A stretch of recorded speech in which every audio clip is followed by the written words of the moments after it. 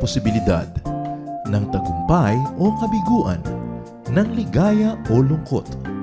Kaya marapat lamang na tanggapin si Jesus bilang tagapagligtas at Panginoon. At matapos yun ay panariwain ang katapatan at paglapit sa Kanya bawat araw o day by day. Ang day by day ay naglalayong umalalay sa pang-araw-araw na pamumuhay.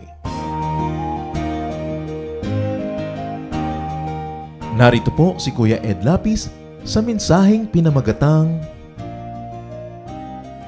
3 Disempowering Forces.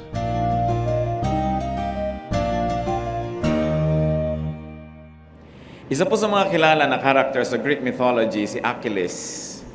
Si Achilles ay ikinukwento ng mythology na nung bata pa, inilubog ng kanyang nanay sa ilog, na yung paglulubog na yun ay nagbigay sa kanyang buong katawan ng kumbaga armor, na siya naging invincible at hindi siya tatablan ng anumang mga patalim o mga armas. Subalit dahil inilubog siya, pati warik, hinawakan siya sa sakong, sa dalawang sakong, yung sakong niya hindi nalubog sa tubig. At yun ang naging weak point ng kanyang buong anatomy, yun ang tinatawag na Achilles heels. At doon sa tinatawag na Trojan War, isang may lason na pana ang itinudla sa kanyang sakong at yun ang naging dahilan ng kanyang kamatayan. A poisoned arrow hitting Achilles at his heel. At ang bawat tao po, merong tinatawag na Achilles heel. Meron tayong weakness. Meron tayong mga areas of strength, pero meron tayong mga areas of weaknesses. So what is your weak point? Ito po ang ating sisikapin na unawain, 3 disempowering forces.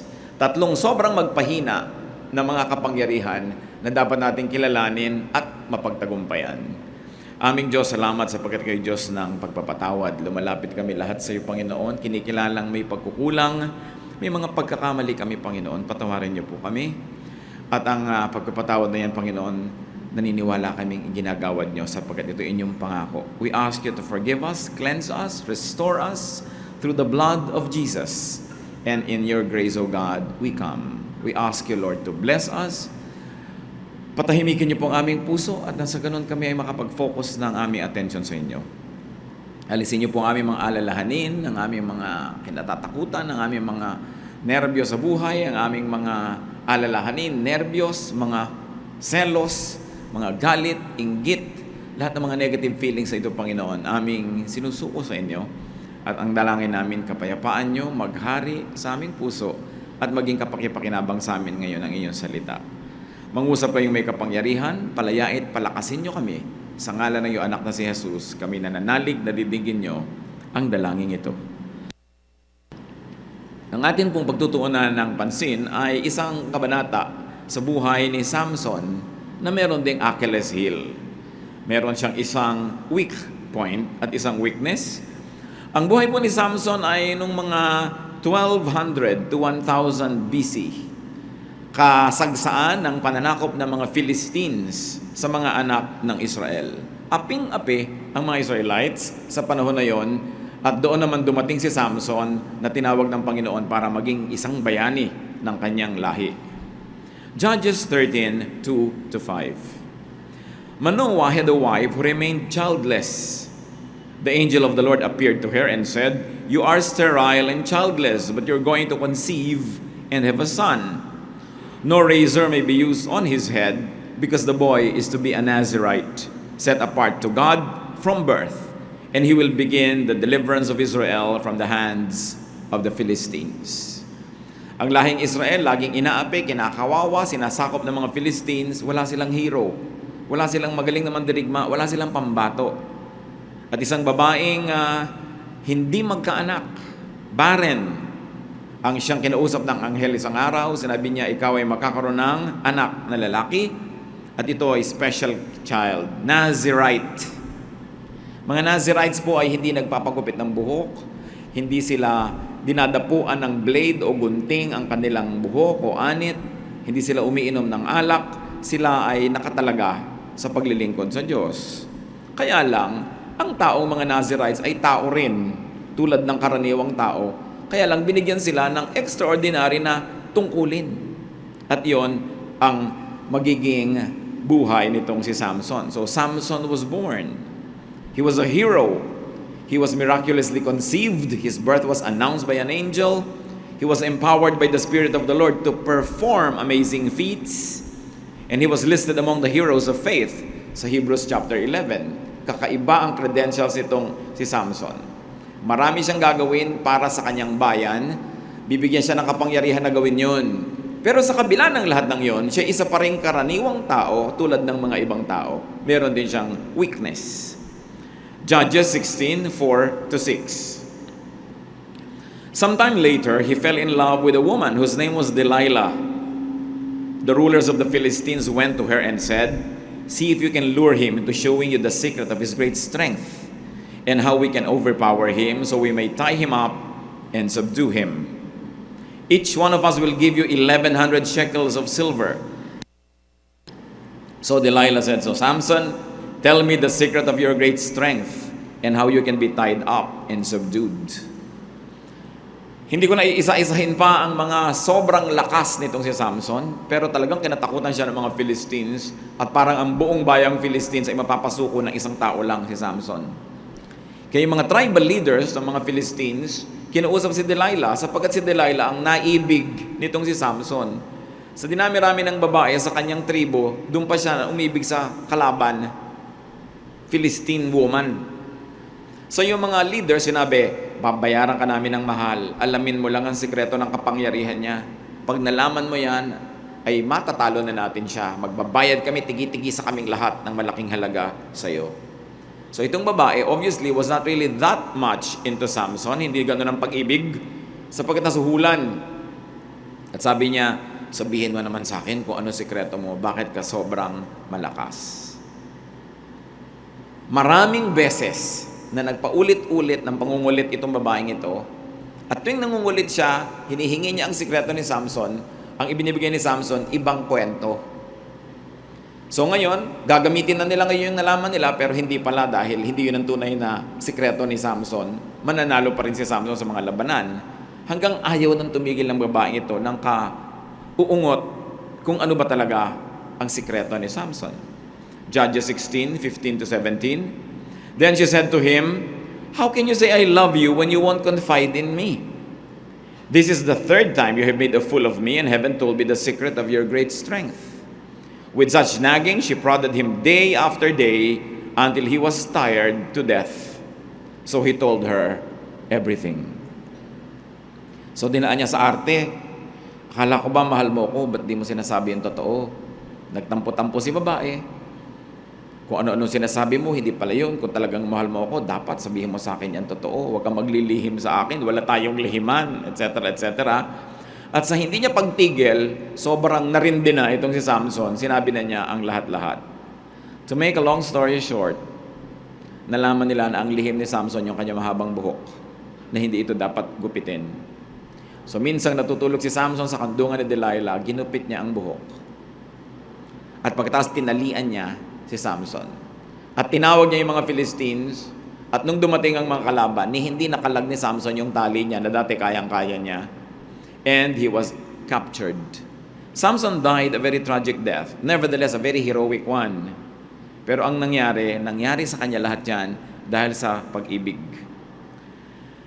Madaling manisi kay Samson. Sasabihin natin, si Samson ka na nga, binigyan ka nga ng kapangyarihan, pero huwag natin kakalimutan na bagamat binigyan siya ng kapangyarihan na makapaglingkod sa kanyang bayan, sa mga anak ng Diyos, hindi naman inalis sa kanya yung kanyang humanity. Human pa rin siya. Kaya nung umanda ng kanyang pagka-human, yun ang nagamit ng kalaban para siya ay matalo. Madali na manisin ang mga hero. Sasabihin natin, kung ako ba naman yung hero, di dapat itong gagawin ko. Kung ako ba naman yung ganito, kung ako ba naman yung presidente, kung ako ba naman yung governor, kung ako ba naman yung bishop, kung ako ba yung pastor, di itong gagawin ko. Kung ako yung mayaman, kung ako yung sikat, itong gagawin ko. Ang nakakapagsabi lang po ng mga ganyan, yung mga hindi sikat, yung hindi mayaman, yung hindi makapangyarihan. Sapagkat hindi natin alam ang mga hirap, ang mga unique na difficulties noong may kapangyarihan, noong may special talent, o kaya noong mayroong special capacities. Ordinary people have no idea how isolated and lonely and confused the powerful people can be. Hindi natin alam yon. Hindi natin nauunawaan. Bakit ba yung mga sumisikat na artista at mga rock stars nagda-drugs? Hindi lahat, pero marami. Sasabihin natin, sikat na nga sila, nag-drugs pa. Alam nyo ba kung ano nararamdamang depression at lungkot ng mga halimbawa performers na malayo sa pamilya, nasa iba't ibang cities, nagpe-perform doon, practice ng practice, puyat. Tapos lahat ng tao, hinahangaan sila, gusto silang maangkin, pero iba naman yung minamahal nila, wala naman doon, at malayo sila sa mga mahal nila sa buhay. Alam ba natin ang mga pangungulila ng mga sikat? Alam ba natin ang hirap ng loob? Alam ba natin yung mga top government people kung gaano karaming nanghihingi sa kanila ng mga tao, humihingi ng kabaong, humihingi ng electric fan, humihingi ng mga pampabinyag, pangkasal, tapos ang liit-liit ng sweldo ng mga government people natin, tapos sisisihin natin sila pag sila ay naging corrupt. Alam ba natin ang hirap ng mga sikat, ng mga makapangyarihan? Di natin alam yon. Kaya napakadaling manisi, napakadaling magsabing, kung ako siya, itong gagawin ko. Kung ako siya, ganun. Pero kung tayo po ay ordinaryong tao at hindi tayo tinawag na maging Samson, hindi tayo tinawag na maging governor, hindi tayo tinawag na maging leader, magpasalamat tayo. Kasi si Samson, tulad din siya ng mga ordinaryong tao. Yung ordinaryong tao, may Delilah rin yun baka 3 pa. Kaya lang hindi masyadong napagtutuunan ng pansin kasi hindi sikat. Kasi hindi makapangyarihan. Kaya tuloy ang kanilang mga pagkakamali at mga kahinaan nananatiling wala sa mata ng publiko. Mahirap na ikaw ay tinitingnan ng napakarami, tapos tao ka rin lang tulad nila, tapos iniisip nila dapat superhero ka tulad ni Samson. So Samson had a very sad ending and very few people understood him. Kaya dapat natin pag-aralan ang lahat ng ito. At kung babalikan natin, what was Samson's weakness? What was his Achilles heel? It was his attachment to Delilah. At ngayon po natin tingnan 3 Achilles heels, 3 disempowering forces. The 3 Ds. Bakit natin gustong pag-aralan? Because there is a Samson in each one of us. Lahat naman tayo may calling din from God, lahat tayo may talent, lahat tayo may kapangyarihan, pero may mga weaknesses din tayong lahat.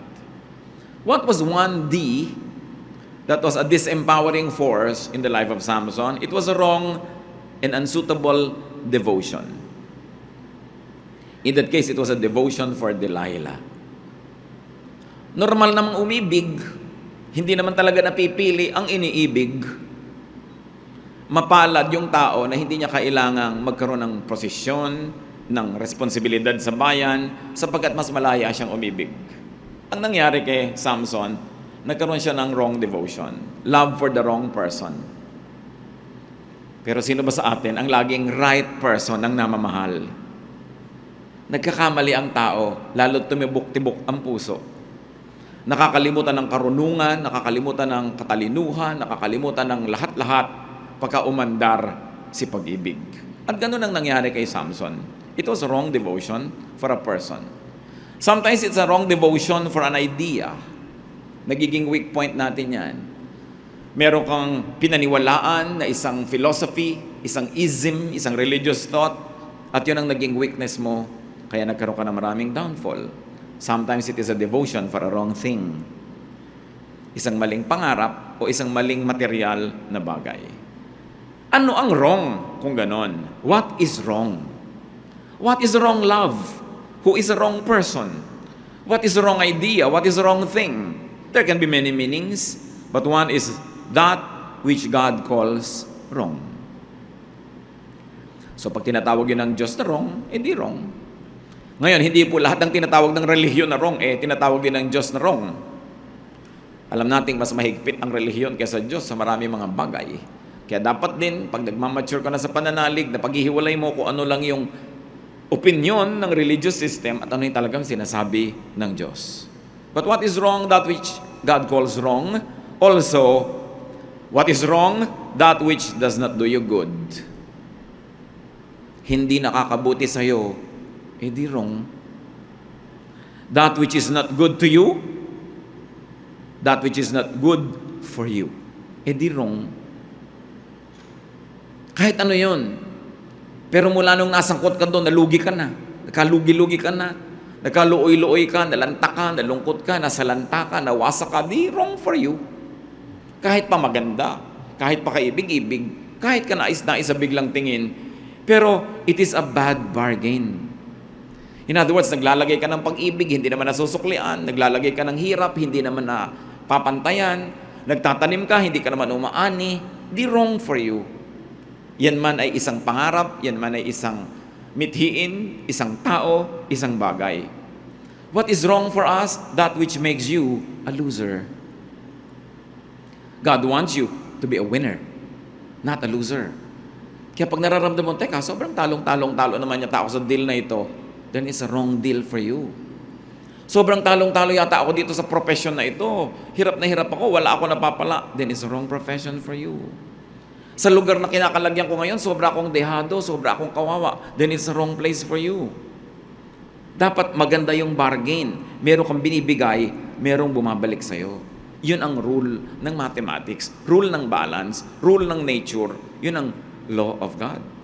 Mark 8:36, what good is it for a man to gain the whole world yet forfeit his soul? Isa niya na bad trade. Sabi, kahit buong mundo maging sa'yo, pero yung kaluluwa mo nawala, hindi rin magandang exchange yan. It is not good for you. So, a wrong devotion can be our weakness. Dapat iniisip-isip natin, kumusta mga devotion ko? Kanino ko nananalig? Kanino ko sumusunod? Ano ba ang binibigyan ko ng aking puso, pag-ibig, pangarap? Is it good for you? Another disempowering force is desire. Not love. Kanina love love, devotion. But just desire for the wrong object. Pagka meron kang pagnanasa sa isang bagay, be it physical, mental desire, be it emotional or spiritual, you can be gravely disempowered. Kaya yung mga nagtuturo ng Buddhism, isa sa kanilang mga major tenets is to be free from desire. Kasi sinasabi nila, you are a slave of that which you desire for, or which you desire. Pagka meron kang hinahangad, alipin ka ng hinahangad mo na yon. Di ba, kung hinahangad mo, pangarap, susunod-sunod ka. Hinahangad mo, tao, bubuntot-buntot ka kahit nagmumukha ka ng walang kahihiyan. Hindi mo na pinapansin yon. Pagka meron kang naisipan na isang bagay na gustong-gusto mo, kahit na nakakahiya na yung ginagawa mo, kukunin mo pa rin. Because desire can master, can control, and can trivialize people. Bawat desire natin parang tangkay na pwedeng hawakan ni Satanas, hilahin ka doon, susunod ka, kasi yun ang iyong desire. And what is so sad about desire is that the more precious what you desire to be, the more it trivializes you. Pagka ang isang bagay hinahangad mo, nagmumukha kang mumurahin sa harap ng bagay na yon. Nagpapakamura ka, nagpapakaaba, nagpapakakawawa, nagpapakahamak dahil hinahangad mong makamit ang isang bagay. Therefore, desire can trivialize and minimize your meaning and your value. The less we desire, the more free we become. James 1:14-15, but each one is tempted when by his own evil desire he is dragged away and enticed. Then after desire has conceived, it gives birth to sin, and sin, when it is full grown, gives birth to death. Sabi, ganun lang naman yun eh. Natutokso ka ng gusto mo. Hinihila ka, kinakaladkad ka, inililigaw ka ng mga hinahabol mo sa buhay. At kung itong mga hinahagad mo na to, lalo't hindi mabuti para sa'yo, inabuo, lalong ikakapahamak mo yan. Kasi pag mali ang hinahabol mo, mabuti na lang huwag mong abutan. Pag mali ang hinahangad mo, dapat na lang huwag mong makamit. Kasi pag nakuha mo, lalo kanyang sisirain. Kaya kung minsan may taong hinahabol-habol ka, tapos talagang hindi mo makuha-kuha, tapos naisip mo, ay, hindi naman pala to good bargain, hindi naman bagay sa akin, hindi mabuti sa akin, dapat pasalamatan mo, thank you ha. Salamat, di kita naging akin, di kita nakuha, kasi lugi naman nga pala ako kung sa'yo ko napunta. Kaya meron po tayong mga hinahabol mga kapatid na salamat din natin inabutan. May mga ginugusto, salamat hindi ko nakuha kasi makakasira lang pala.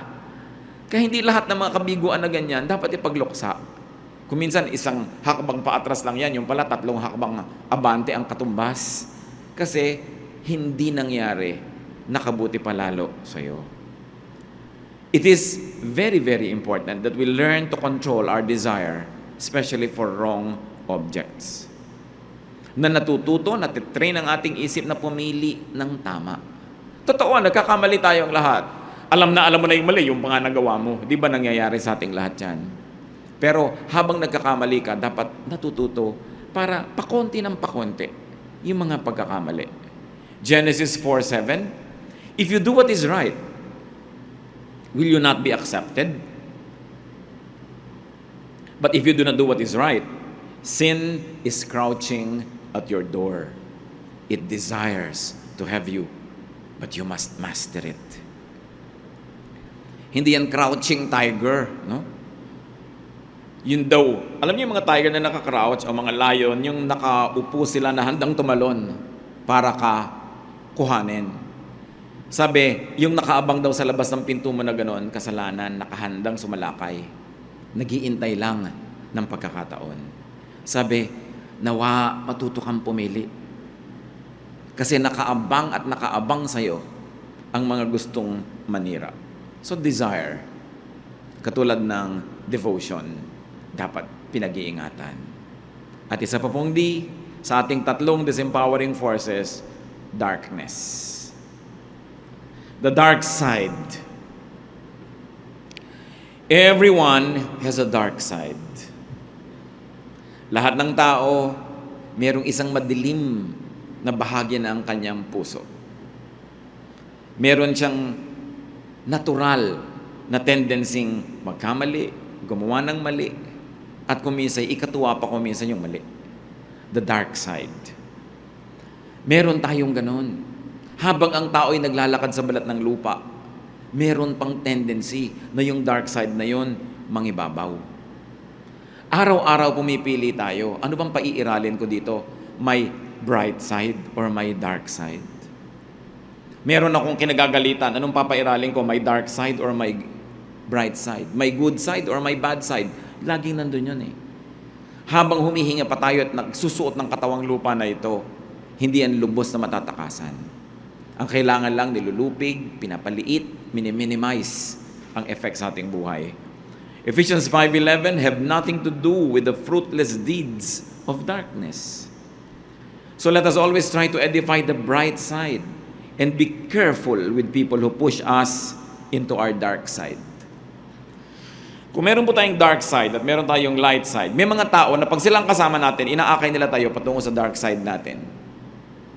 Pag kinausap nila tayo, yung dark side natin nabubuhay. Pag lumapit sila sa atin, bubulong-bulong, yung dark side natin nabubuhay. Pero hindi yun ang dapat nating buhayin. Pag-ingatan ang mga tao na ang impluwensya sa inyo, kinakaladkad kayo into your dark side. At pahalagahan natin yung mga tao na humihila, nagtuturo sa atin para doon tayo maglakad sa ating bright side.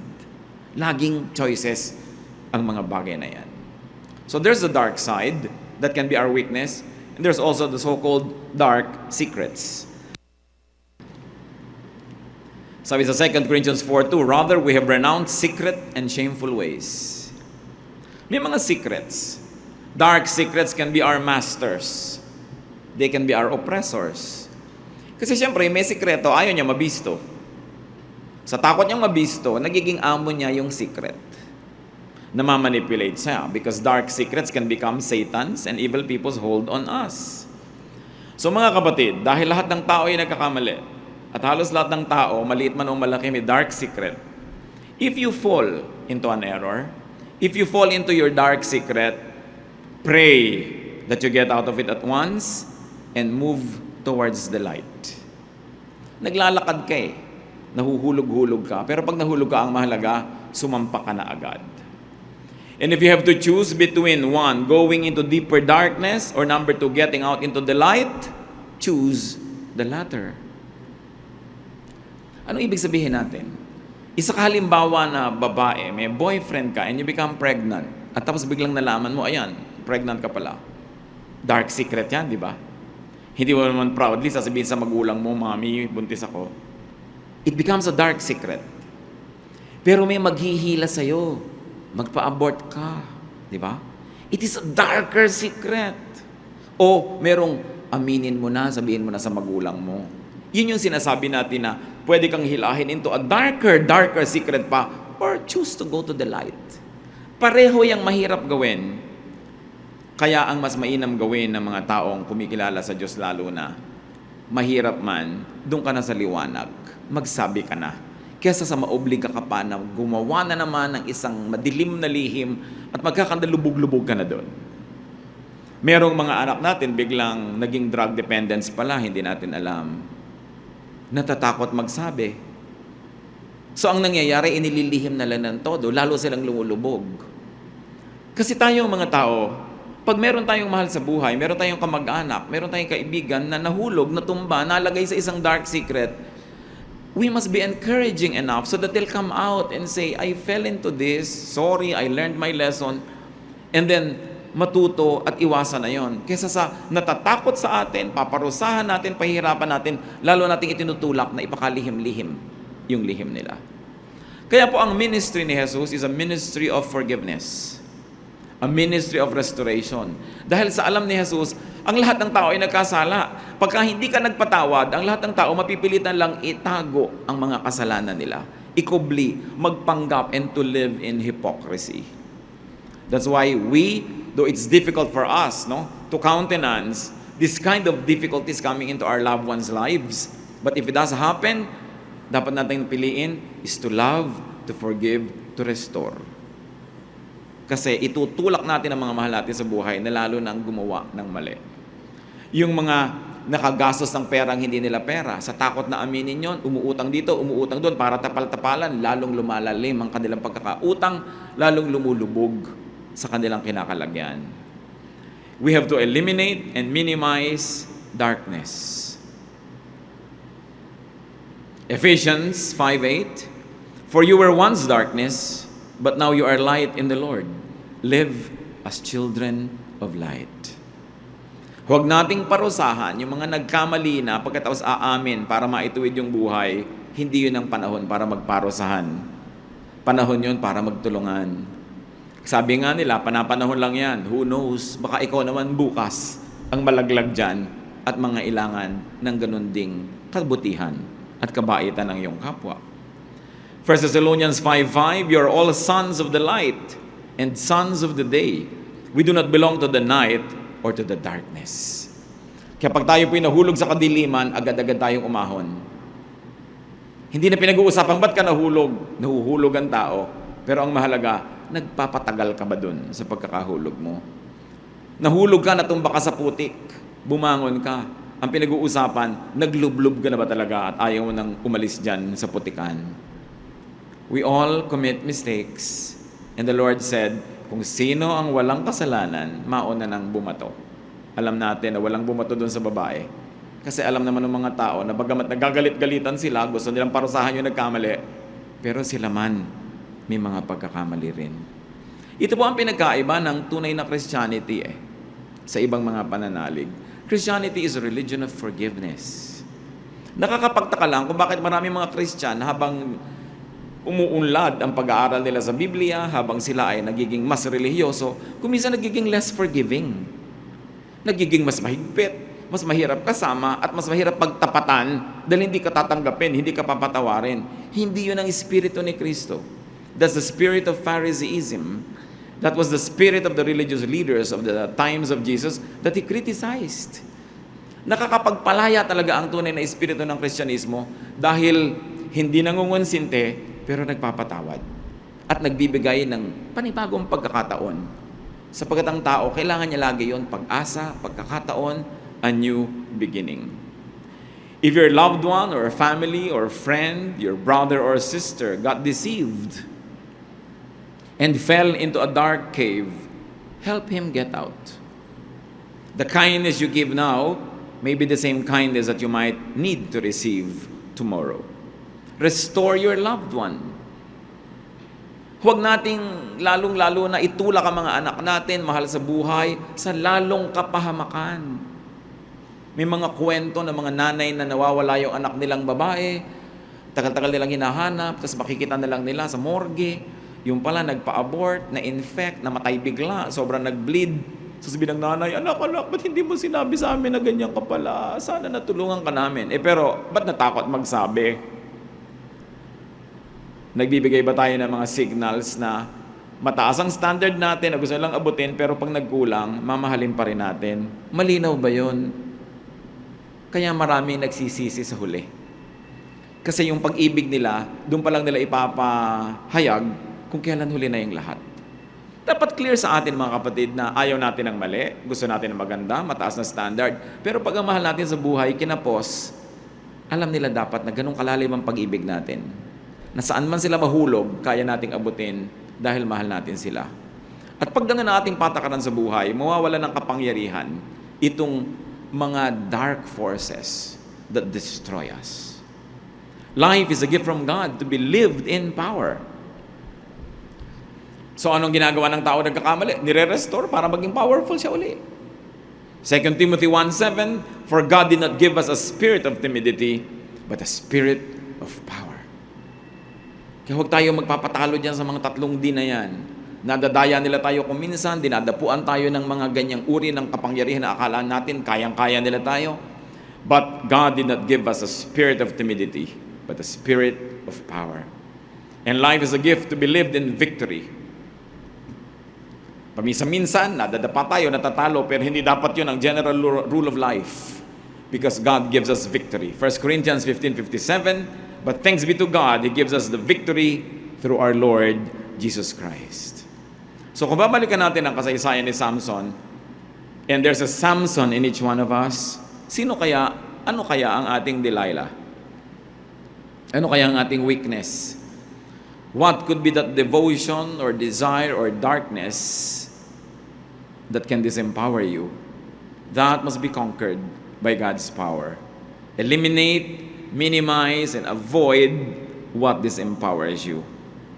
At yung mga na-disempower na yan, napahina, nailugmok, tulungan natin silang tumayo. Sa pagtulong natin sa kanila, tayo man ay napapalakas din. The ministry of Jesus is the ministry of forgiveness and restoration and empowerment. Aming Diyos, kami po ay lumalapit sa inyong banal na presensya. Sinusuri ang aming mga sarili kung paano kami napapahina nitong tatlong D na ito. Aming devotion, aming desire, at aming darkness. Patawarin mo kami sa mga pagkukulang namin, mga kahinaan.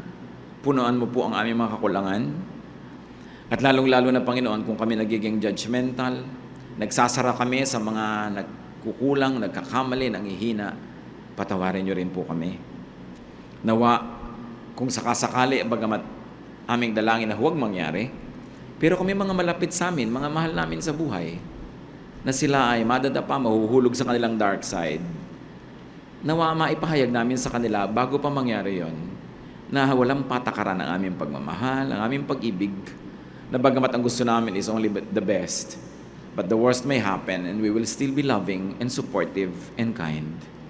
Ituro mo sa amin yung ganitong uri ng pag-ibig na ipinakita na sa persona ng Panginoong Jesus. Pakita mo sa amin, Panginoon, na ito ang kailangan ng daigdig, itong kailangan ng mga mahal namin sa buhay, ito rin ang kailangan namin.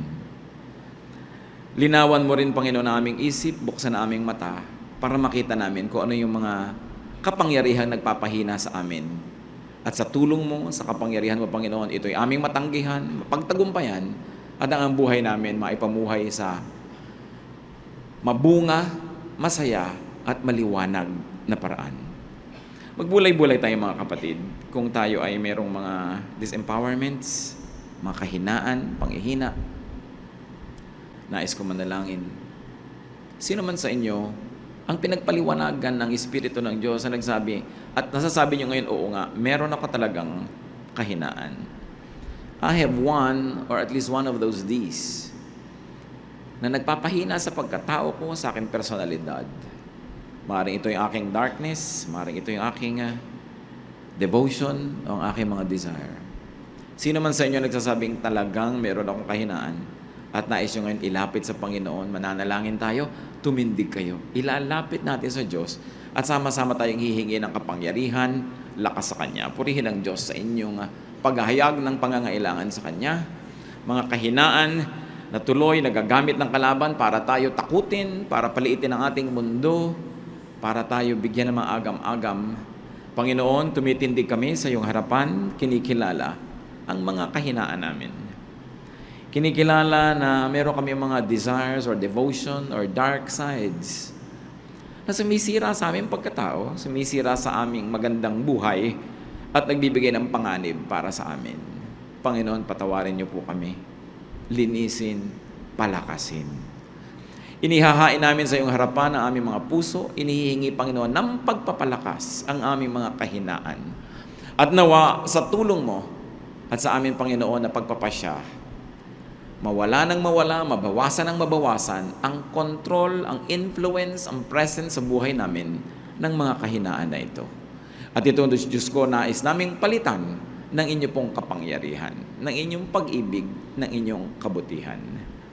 At habang kami, Panginoon, ay lumalapit sa inyo, humihingi ng tawad at humihingi ng lakas, turuan mo kami na magpatawad din at magbigay ng lakas at kalakasan sa mga kapatiran namin, sa mga kilala, kaibigan, mahal sa buhay, kamag-anak, na nadapa, nahulog sa kanilang dark side at ngayon kailangan ng tulong. Teach us, Lord, not to be judgmental, but to be supportive. May your power work in us, na yung hinihingi namin sa iyong kabutihan, yun din ang kabutihang ibigay namin sa aming kapwa. Panginoon, nananalig kami, dinidinig niyo ang mga panalangin ito. Tanggapin ninyo mga kapatid ang mga kapangyarihang hinihingi niyo sa Diyos, ang pagpapalakas, ang pagpapaliwanag, at ang paghipon niya na nakakapagpabago ng buhay. Nawa ang kapangyarihan niya maghari sa ating lahat at yung lakas niya maging atin. Patuloy kayo sa diwa ng panalangin, patuloy tayong yumuko sa presensya ng Diyos at dinggin ang tinig ng Espiritu sa kanyang mga habilin sa ating lahat.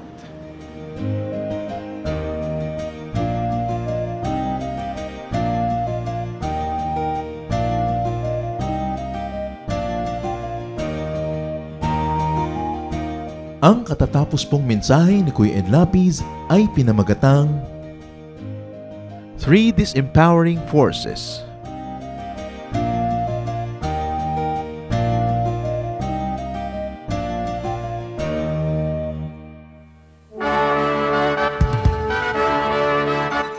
Halina't sama-samang sumamba at magdiwang sa Day by Day Jesus Celebration kasama si Kuya Ed Lapiz.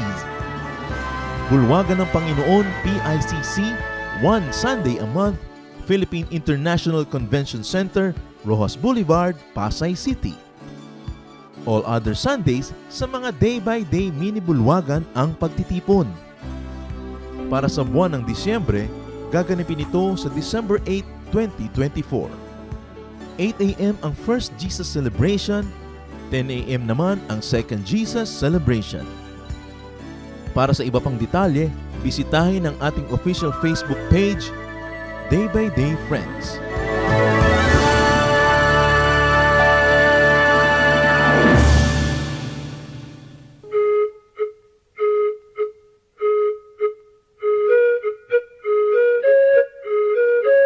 Dumako po tayo sa mga hiyas ng bayan, mga bagay po na maaari nating kilalanin, pag-aralan, ipagmalaki bilang mga Pilipino, hindi naman para magyabang, kundi para magkaroon po tayo ng mahalagang pagtingin sa ating mga ninuno, sa ating nakaraan at sa ating sarili.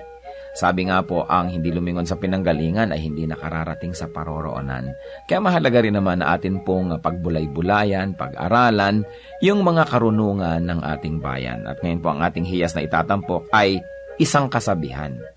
Bakit po hiyas ang kasabihan? Sapagkat bago naman tayo makagawa ng isang kasabihan, kailangan ng napakahabang panahon, ng pag-aaral, ng pagmamatyag, at ng isang sensitibong puso sa mga katotohanan sa daloy ng buhay. Bawat isang kasabihan po ay maaaring isa o maraming buhay na nagtulong-tulong, nagsama-sama upang makita ang mga batas ng buhay, ang mga daloy ng mga katotohanan. Kaya nga po ang isa nating pagbubulay-bulayan ngayon na kasabihan ng ating bayan na hinango po sa koleksyon ng UP Cultural Dictionary for Filipinos ni Thelma Quintanar at mga kasama. Sabi po ng kasabihang ito, ang bayaning masugatan, nag-iibayo ang tapang. Tama nga naman po. At ito po, kung ibabase natin doon sa kanyang pangunahing kahulugan, yun pong literal, totoo naman. Sa mga larangan ng digmaan, yung mga bayani, habang nasusugatan, habang tinatamaan at nagdurugo o kaya po ay lumilipad ang mga punglo sa paligid, ay lalong tumatapang. Yun po yung mga bayani, siyempre may mga duwag na pag nasugatan, umaatras naman. Pero ang mga bayani, pag nasusugatan, nag-iibayo pa ang tapang. Subalit higit po dito sa pangunahing kahulugan nito na yung literal, meron pa pong malalim na kahulugan siyempre ang hiyas ng bayan na kasabihan na ito. Na ang taong talagang matining ang loob, ang taong talagang mahusay ang kalooban, ang tao na talagang magiting ang kanya pong pagkatao. Habang siya po ay hinahamon ng mga nakapaligiran, habang siya po ay pinipilit na ikulong, ay lalo naman siyang nagpipilit na makalaya. Habang siya ay minamaliit, ay lalo naman niyang pinapatunayan ang kanyang kadakilaan. At habang siya po ay pinahihirapan sa kanya pong pagtatangkang makamit ang kanyang minimithi, ay lalo naman po siyang nagsusumigsa at lalo naman siyang nagsisikap na malampasan ang mga hadlang na ibinibigay sa kanya. Yan po ang tunay na kabayanihan. Hindi madaling matakot, hindi madaling umatras, hindi ningas kugon, hindi madaling panghinaan ng loob, at hindi madaling alisan ng damdaming marubdob upang maituloy ang mga dakilang adhikain. Yan po ang isang tunay na kabayanihan. Hindi madaling pigilin ng mga kalungkutan, hindi madaling pigilin ng mga balakid o hirap. At yan po ang isang tunay na kabayanihan. Yung pong tayo ay magkaroon ng isip na kapag naidalangin na natin at nadesisyon na natin gawin na isang bagay, hindi tayo madaling hadlangan. Habang nagkakaroon ng hadlang, lalong tumitibay ang ating determinasyon na ito'y malampasan. Habang tayo nasusugatan, lalo tayong tumatapang. Yan po ang isang magandang kaugalian ng ating bayan na dapat nating alalahanin. Hindi po yung ningas kugon na sabi ng mga banyaga tungkol sa atin, kundi yung kasabihang ito, ang bayaning masugatan, nag-iibayo ang tapang.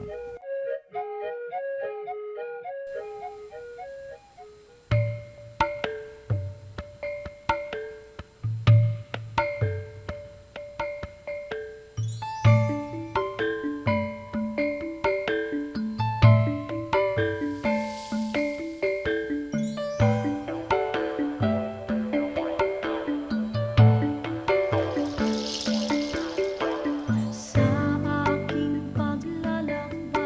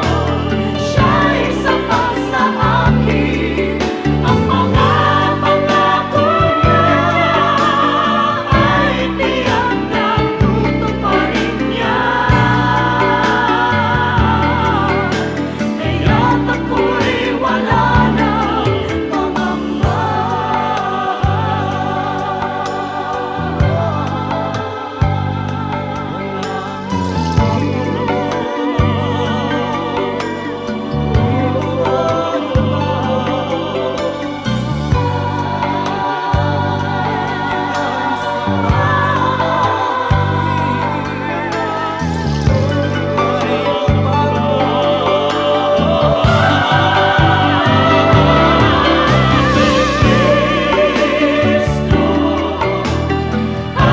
sapat sa akin na si Kristo.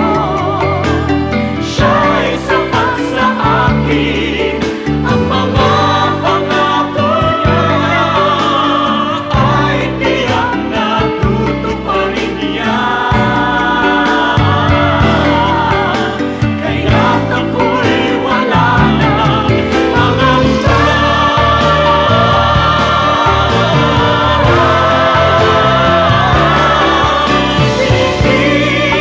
Kristo ay sapat sa akin.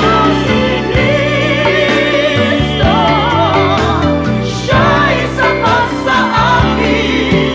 Ang mga pangako niya ay tiyak na tutuparin niya. Kaya't ako'y wala nang pangamba.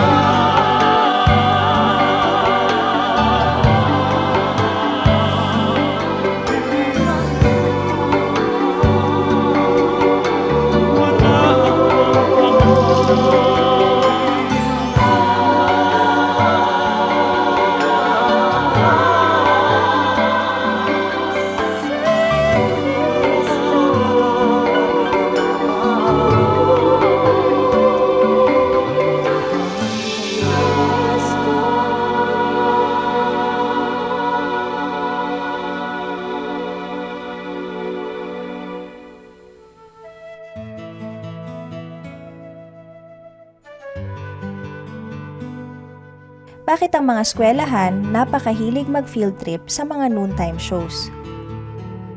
Yan ang hindi siguro maganda sa ating mga educational tours.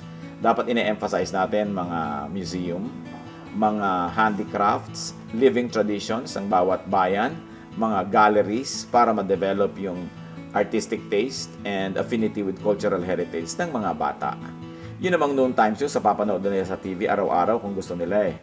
Kaya bakit naman dadalhin pa doon ang educational tour? Ano naman ang matututunan mo doon na may kinalaman sa paghubog ng iyong pagkatao, ng iyong pagka-Pilipino at pagkamahusay na nilalang. Siguro dahil may mga marketing companies kasi ngayon na nagpapackage at nagbebenta ng tour sa mga school, baka yan ang pinakamadali nilang gawin at popular. Pero pag sinunod ng educational system kung anong hilig at popular, hindi na mangunguna sa paghubog ng citizenship ang educational system, magiging tagasunod na lang sa uso.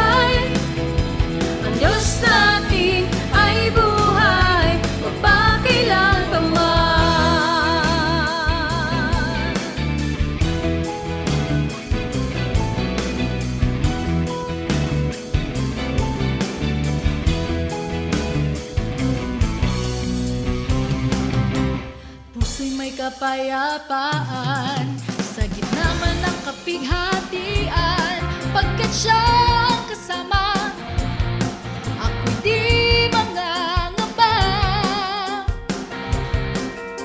Purihin ka, O Diyos, kataas-taasan, purihin ka, Jesus, magpakailanman. Siya ang Alpha at Omega, makapangyarihan. Diyos na bibuhay, ang Diyos na bibuhay, ang Diyos natin ay buhay, magpakailanpaman. Ang Diyos na bibuhay, ang Diyos na bibuhay, ang Diyos natin ay buhay, magpakailanpaman. Ang Diyos natin ay buhay, ang Diyos natin ay buhay, ang Diyos natin ay buhay, magpakailanpaman. Ang Diyos natin ay buhay, ang Diyos natin ay buhay, ang Diyos natin ay buhay, magpakailanpaman. Ang Diyos natin buhay, siya ay buhay. Ang Diyos natin buhay, ang Diyos natin ay buhay, magpakailanpaman. Ang Diyos natin buhay, ang Diyos natin buhay, ang Diyos natin ay buhay, magpakailanpaman. Ang Diyos natin ay buhay, magpakailanpaman. Ang Diyos natin ay buhay, magpakailanpaman.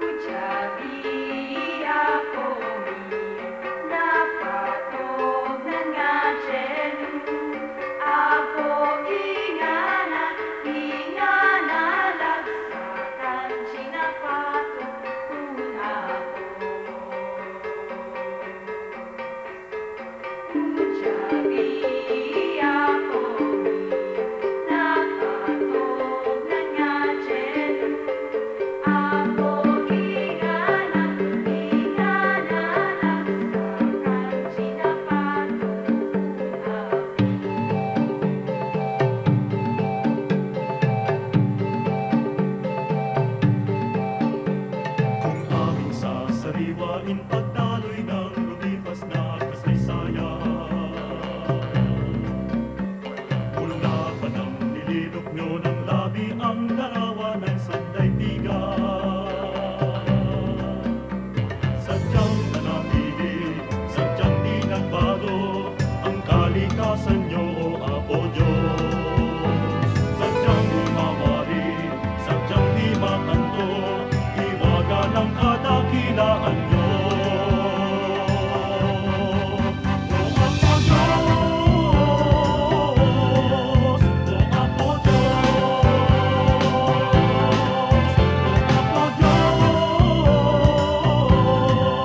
O Apo Diyos, O Apo